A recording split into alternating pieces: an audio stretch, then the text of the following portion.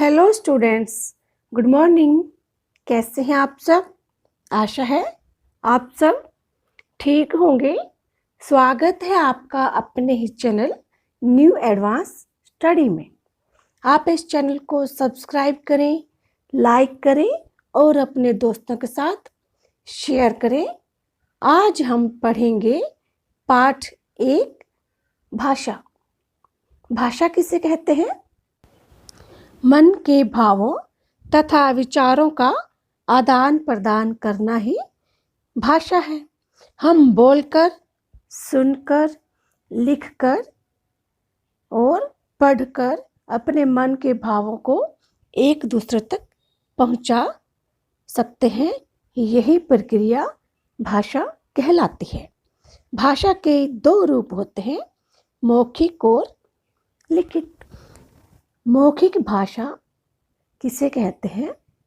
मुंह से बोलकर अपने मन के भावों को प्रकट करना या सुनकर दूसरे के मन के भावों को समझना ही मौखिक भाषा कहलाता है।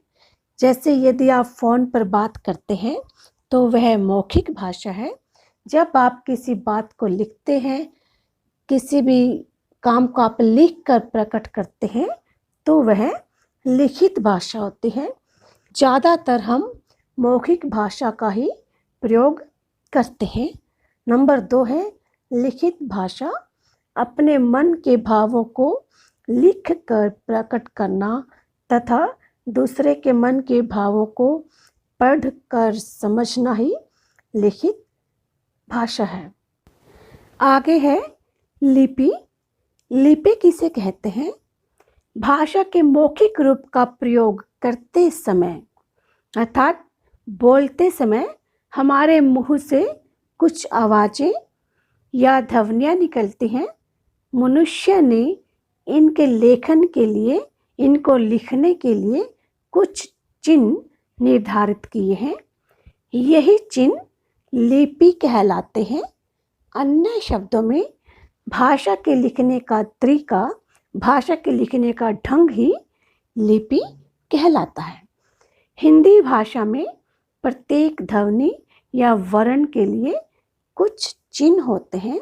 इन चिन्हों का लिखित रूप ही लिपि कहलाता है। प्रत्येक भाषा की अलग अलग लिपि होती है। जैसे हिंदी की लिपि देवनागरी है, अंग्रेजी की रोमन है। भाषा के लिखने के चिन्हों का व्यवस्थित रूप ही लिपि कहलाती है। क्या आप जानते हैं कि हिंदी हमारी राजभाषा कब बनी? 14 सितंबर 1949 को हिंदी भाषा को भारतीय संविधान में राजभाषा के रूप में स्वीकार किया गया। तभी से पूरे भारत में हर वर्ष 14 सितंबर का दिन हिंदी दिवस के रूप में मनाया जाता है। भारतीय संविधान में 22 भाषाएं प्रचलित हैं। देखिए यहाँ पर जो भारतीय संविधान में 22 भाषाएं हैं वो आपके यहाँ पर दिखाई गई हैं। आगे है व्याकरण। व्याकरण किसे कहते हैं? भाषा में ध्वनि चिन्हों को बोलने और लिखने का एक क्रम या व्यवस्था पहले से निर्धारित है। जब हम कलम या कमल बोलते हैं, हमारे दिमाग में इन शब्दों के अलग अलग चित्र उभरते हैं। व्याकरण वह शास्त्र है जिसके नियमों के द्वारा हम शुद्ध बोलना, लिखना तथा पढ़ना सीखते हैं। अर्थात व्याकरण भाषा के शुद्ध रूप का ज्ञान कराता है। लेकिन अगर हम कलम और कमल को लकम या फिर मकल बोलते हैं तब हमारे मस्तिष्क में कोई चित्र नहीं उभरता। ये देखिए आपको दिखाया गया है कलम और कमल। इनको अगर हम आगे पीछे करके लिखते हैं तो इन शब्दों का कोई अर्थ नहीं होता। वर्ण क्या होते हैं? क ख ग घ। व्यवस्था मतलब कि एक क्रम में इनको लिखना जिसका सही अर्थ निकल सके।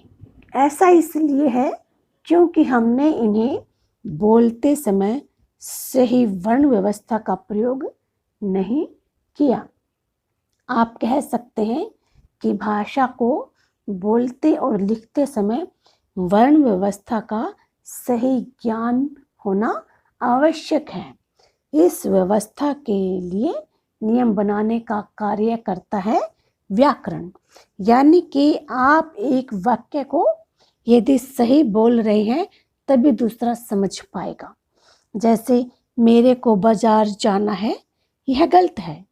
इसका सही उच्चारण है मुझे बाजार जाना है। व्याकरण हमें भाषा के शुद्ध अशुद्ध रूप संबंधी नियमों की जानकारी देता है। तो बच्चों, ये था आपका पाठ 1 भाषा। आशा है आपको समझ में आया होगा। धन्यवाद।